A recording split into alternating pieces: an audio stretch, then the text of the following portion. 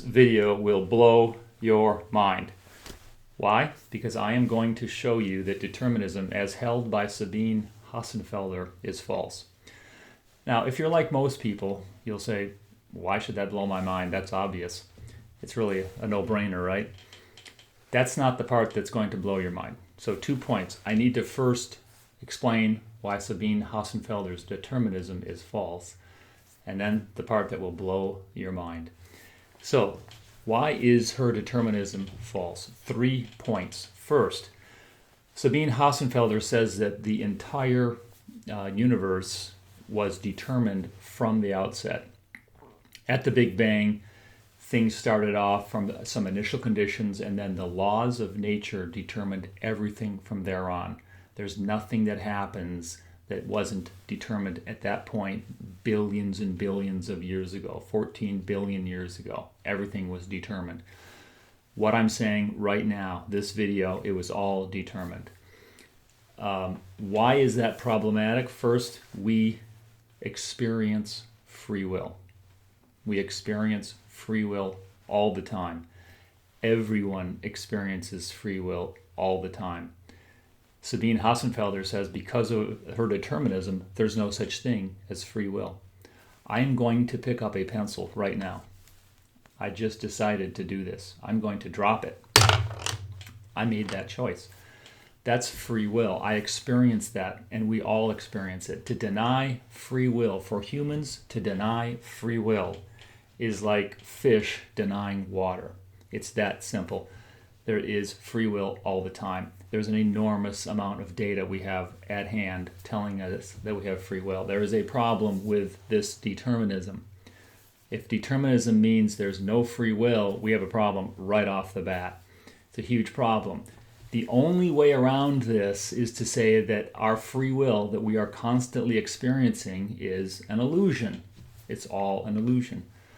What's the evidence that it is an illusion? Why should we think our free will is an illusion? There's no compelling reason to think this. It's a bare assertion that Hossenfelder makes.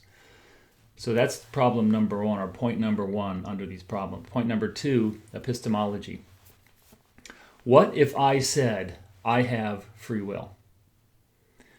Now, Hossenfelder would say, well, that was determined. It was determined that you would say that from 14 billion years ago. You were going to say, I have free will. But she would also say, that's a false statement. She doesn't think I have free will. She doesn't think free will exists. She thinks it's incoherent. There's no such thing as free will. In other words, things that are determined under her system, things that are determined can be false. In fact, really, to be frank, there's no reason to think that things that are determined by gravity, the law of gravity, the law of electrostatics, other natural laws, all acting on the initial blob 14 billion years ago, why would any of that ever translate into truth? Something that is true. There's no reason to think that would give you truth.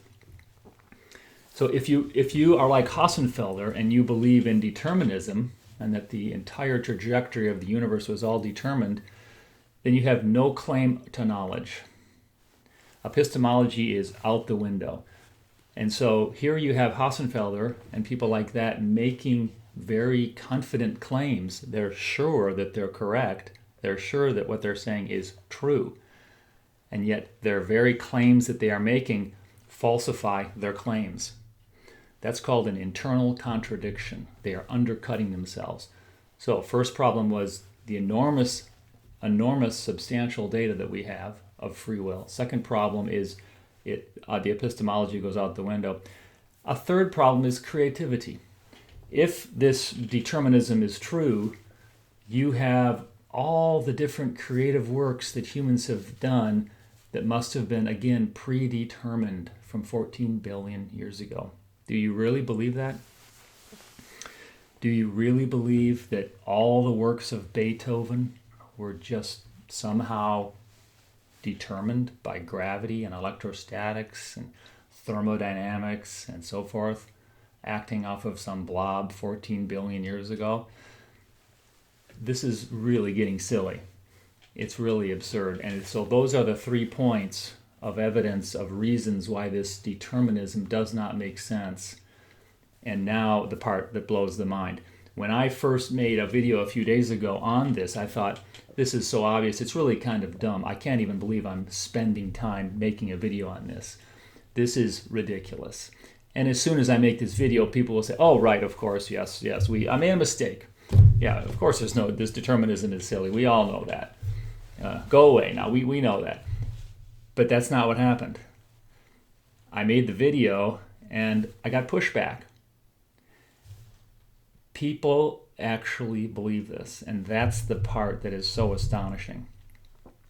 And I'm not talking about some dummies in some chat room somewhere on the internet. This is some serious, smart people believe this. And that's where we have the disconnect.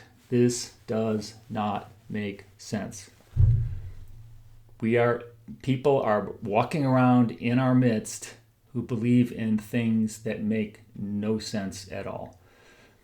And what's really going on behind this? Well, if you want to reject God, if you can't stand having any concept of God, if you have to have a strictly materialistic world, then you need to have determinism. You need to have that sort of a framework. And so what's really going on here is a much deeper problem at hand.